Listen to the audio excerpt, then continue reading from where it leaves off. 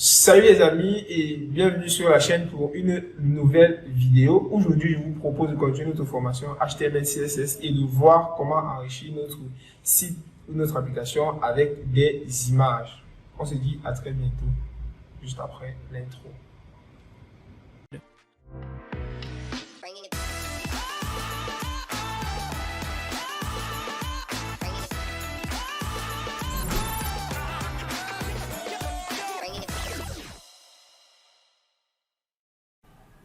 Ok, pour utiliser les images en HTML, nous allons utiliser la balise IMG.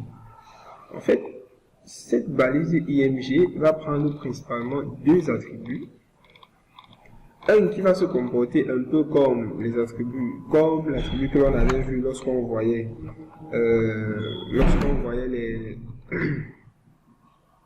les liens, l'attribut SLC. L'attribut SLC va contenir le chemin vers notre fichier et on aura un deuxième attribut qui est alt. Cet attribut va donner une description à l'image que l'on est en train de rendre. Ces attributs sont importants et vraiment non négligeables pour deux raisons, on va dire. Déjà, le alt, c'est pour une raison d'accessibilité. Ce qui va se passer, c'est que si par exemple on charge, on va prendre un exemple, je vais mettre la banane, comme ceci. On va s'imaginer que j'ai le lien vers la banane, qui est chargé à ce niveau. Si j'enregistre comme ceci, et que je viens, si j'actualise la page, normalement, vous voyez, il n'a pas pu charger l'image et il a mis la banane. En fait, l'attribut alt, lui, il va s'afficher si le serveur n'arrive pas à charger notre image. D'une autre part, il va aussi aider les personnes qui sont atteintes de cette maladie lors de la lecture du site, parce que eux, ils vont utiliser certains appareils pour lire le site, et lorsqu'ils vont lire le site, ils vont pouvoir détecter de quelle image il s'agit. C'est-à-dire qu'ils vont détecter le alt sur l'image et ils vont lire. Ça va permettre à la personne d'avoir une autre idée de ce qui est là. Okay. Ce qu'il faut aussi savoir, c'est que si vous utilisez des images juste pour des raisons de, on va dire, pour des raisons de design, par exemple, j'ai une section de ma page qui a une image en fond, ce n'est pas toutefois nécessaire de mettre cet attribut-là, mais il faut garder les bonnes pratiques et toujours avoir cet attribut là-dessus. Ok. Maintenant, comment se comporte le lien qui est ici? Comme je le disais, ce lien-là se comporte net comme les liens que l'on mettait dans les liens. Donc, moi, j'ai créé un dossier image dans lequel j'ai deux images. Vous allez vous rendre compte très vite que ces deux images ont une icône différente. Okay. Lorsque on veut rendre une image, on a plusieurs formats possibles, notamment le JPG, ou en fait JPG, JPEG. On a le PNG, le SVG, qui sont on va dire les trois principaux formats à utiliser. Le GIF, on l'utilise plus beaucoup parce qu'on a de nouvelles balises qui nous permettent de rendre des petites vidéos animées sur les pages. Le JPG et le JPEG sont utilisés lorsqu'on veut rendre des images, lorsqu'on veut mettre des trucs en fond, des images vraiment de grande taille. Ça, c'est intéressant d'utiliser le JPG. Le PNG, lui, il est utilisé lorsqu'on veut rendre de petites images, donc le PNG et le SVG. On va les utiliser lorsqu'on veut rendre de petites images, donc des images qui ne vont pas prendre beaucoup d'espace, comme par exemple les logos ou les trucs de ce genre. Ça serait intéressant d'utiliser le SVG ou le PNG. Si je veux maintenant mettre le lien vers mon image, étant donné que je suis dans le dossier aller, je vais mettre un lien relatif, comme on a vu. Je vais mettre // pour dire sort de mon dossier page. Et comme je vous l'expliquais, vous voyez une fois de plus, l'éditeur est intéressant, il m'auto-complète parce qu'il détecte que // c'est pour sortir du dossier page et aller chercher quelque chose au dossier qui est avant ce dossier-là. Je vais aller dans mon dossier image, comme il me propose. À l'intérieur du dossier image, il me propose encore les images et je vais choisir mon image IMG 3949, comme ceci, et j'enregistre. Si je reviens sur la page et que j'actualise, vous voyez que il m'a chargé l'image comme ceci. Et je peux décider à une autre partie de ma page, par exemple là, comme ceci. Comme je le dis, je peux très bien décider que ce ne soit plus cette image ici qu'on met. Et je vais mettre par exemple mon SVG. Si j'enregistre et que je viens sur ma page et que j'actualise, comme ceci, nous voyons que j'ai une grosse image qui s'affiche. Une image qui est un peu très grosse. On s'imagine, comme je vous l'ai dit, que les SVG sont utilisés pour présenter des petites images. Au final, comment je fais pour redimensionner cette image? Que cette image ait une toute petite taille sur ma page. Il y a deux attributs qui sont intéressants lorsqu'on travaille avec les images. Ce sont les attributs width et height. Donc, l'attribut width, il va nous permettre de définir la largeur de notre image, par exemple 20. Il faut noter que c'est directement en pixels que ces différentes valeurs-là sont prises. Donc, 20 sur la largeur et 20 sur la hauteur. Pour ceux qui ne savent pas ce que c'est que les pixels, c'est un peu comme, on va dire, comme les mètres. C'est l'unité de mesure c'est l'unité de mesure de cet écran que vous avez devant vous. Donc, c'est comme des petits points que vous aurez sur votre écran qui vont permettre de définir la largeur et la hauteur de cet espace visible ici. D'accord? Si j'actualise comme ceci, on va voir que mon image, elle a changé, elle a pris une petite taille. Et je pourrais faire de même ici. Donc, je vais copier ce qu'on a écrit là. Je vais la coller là, comme ceci. J'enregistre. Hop, et j'actualise. Vous voyez que on a une image qui, c'est pas vraiment intéressant ça. On va mettre une largeur de 200. Sur une hauteur de 150, comme ceci. J'enregistre. Et j'actualise la page, on a une image un peu plus grosse, comme ceci. Vous allez vous rendre compte donc que, étant donné qu'on peut modifier la largeur et la hauteur des images, je peux me permettre de faire ceci. Quelque chose comme ça, par exemple. J'enregistre et hop, vous verrez que l'image, elle est étirée.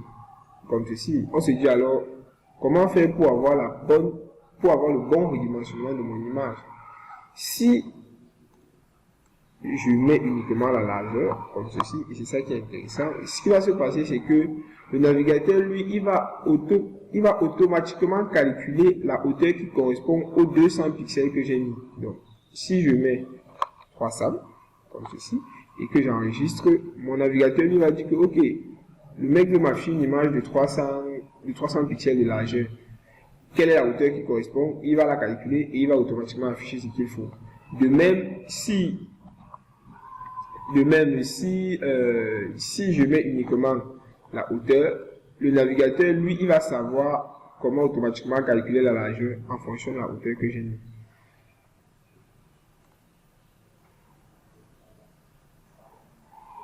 Seulement, ce n'est pas très intéressant de redimensionner les images à ce niveau-là.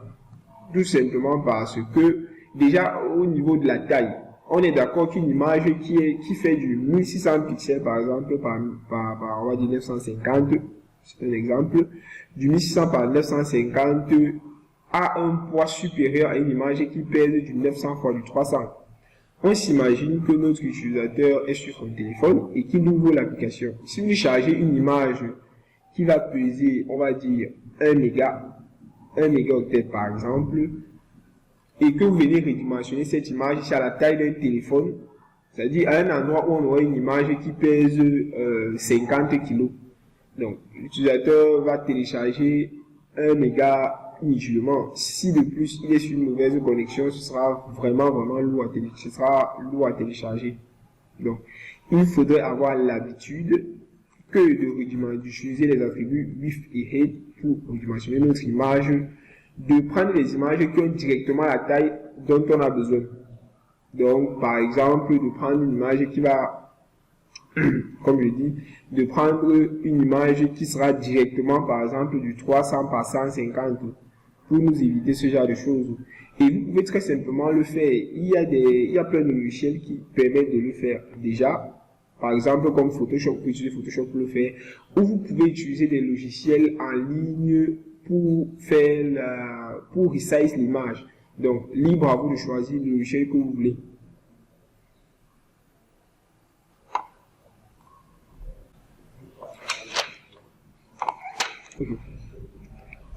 Ok, l'on vient de se dire que on n'a pas le droit, en fait, c'est pas intéressant d'utiliser les attributs WIF et EID pour redimensionner notre image.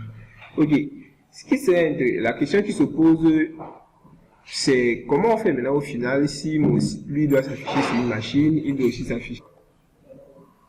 Ok, nous venons de voir qu'il n'est pas intéressant d'utiliser les attributs EID et WIF pour redimensionner une image, tout simplement parce que ça n'aide pas l'utilisateur pour le chargement de ses images. La question à se poser, c'est, au final, vu que lorsqu'on voyait les images, les formats JPG, JPEG, on s'est dit que ces formats-là, lorsqu'ils sont trop agrandis, oui, ils perdent en pixels, donc ils deviennent moins nets. Maintenant, on s'imagine qu'on ait une image de 100 pixels par 100 qui prennent l'entièreté d'une page sur une machine. Par exemple, ici. On est d'accord que là, cette image sera hyper pixelisée et très floue. La question à se poser, c'est comment on fait maintenant si on veut dire que lorsque je suis sur la machine, charge mon image qui a toute sa largeur. Lorsque je suis sur le téléphone, charge l'image qui a, on va dire, qui a 400 par 600, par exemple. Un nouvel attribut qui va nous permettre de charger aussi les images là, c'est l'attribut picture. En fait, l'attribut picture, comme son nom l'indique, va prendre plusieurs, plusieurs éléments à l'intérieur. Le premier élément qu'on va mettre, c'est l'élément Alt, comme ici. J'appuie Alt pour faire remonter l'image déjà. Et il y aura des balises sources. Si vous êtes rendu compte, lorsque j'ai appuyé source, mon navigateur auto-complété avec plein de choses, à savoir size, SSC, média, taille. Donc, si on prend par exemple ça, et c'est ça qui est intéressant c'est pour ça qu'il est intéressant d'utiliser un éditeur, la balise source prend principalement, on va dire, 3 attributs, en fait 2 attributs, mais on a la possibilité d'avoir un 3e attribut, d'accord? Dans le type, je vais mettre le type de fichier à charger, notamment image / quelque chose, par exemple image / JPG, ou image / JPG, ou image / PNG ou / SVG, ça dépend. Et si c'est une vidéo, ce sera tout simplement vidéo / web, MP4, etc. Nous en reparlerons de cet élément-ci lorsque nous serons de charger une vidéo. D'accord? On a l'élément, on a SSC7 qui va fonctionner net comme le SSC et qui va permettre de mettre le lien vers l'image qu'on veut charger. Par exemple, cette image ici. Donc, je la copie là et je la colle. Et le WIF, le min-WIF, c'est pour dire à quel moment l'image doit être chargée. Donc, c'est par exemple, on va se dire que lorsque la taille de mon écran est mis au minimum à 750 ou 725 ou je sais pas moi 1080 pixels, charge cette image. Donc je vais venir ici, je vais mettre 750 pixels comme ceci. Pixels. J'ai la possibilité de me dire que ok, je veux une autre image qui sera chargée lorsque on est au minimum à 1000 pixels, comme ceci. Ici, j'écris bien 1000 pixels. Et pour que ceci fonctionne, on va s'ajouter une 3e image. Donc, je vais aller chercher une image dans ma machine.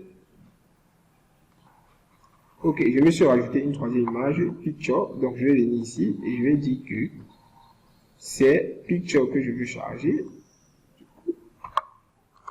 Donc, je vais mettre ici picture.png. Et ça, c'est une image, c'est ça le type IMG, image / PNG. Ici, on a image / JPG. Et par défaut, on va dire que, parce qu'il faut comprendre comment les images se chargent, donc on va dire que c'est le plus qu'on veut charger. Okay. Il faut comprendre ce qui se passe. Lorsqu'on met l'attribut picture avec des sources IMG, ce qui va se passer, c'est que le navigateur va vérifier toutes les sources dans l'ordre pour vérifier lequel est le plus adapté pour être affiché. Et si aucune des 3 sources n'est adaptée, il va mettre cet élément par défaut-ci. Ce qu'il faut savoir, c'est que ils vont tous en quelque sorte partager le même alt, le alt qui est ici. C'est juste la source qui va changer, c'est cet élément SSX ici qui va changer en fonction de celui qui sera le plus adapté. Donc, par exemple, dans notre cas, si on enregistre et que je viens actualiser sur la page, vous verrez que voilà l'image qui est affichée à ce niveau. Si je sors mon inspecteur, F12, on verra ce que c'est que l'inspecteur dans une autre vidéo. Donc, je fais un clic droit et j'appuie sur inspecter.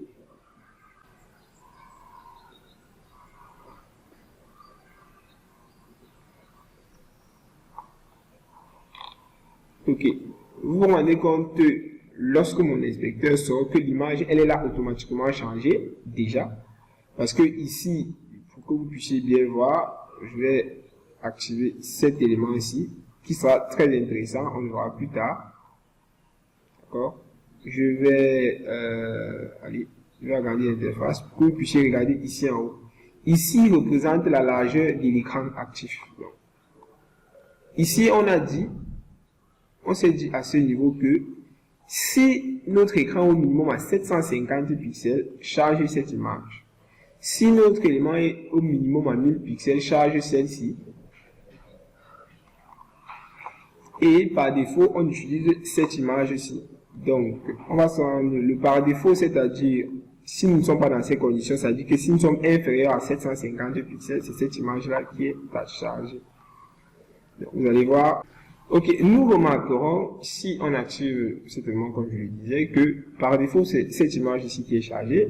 Lorsque je vais réduire l'écran ici, vous allez voir compte quand c'est, lorsque nous sommes là,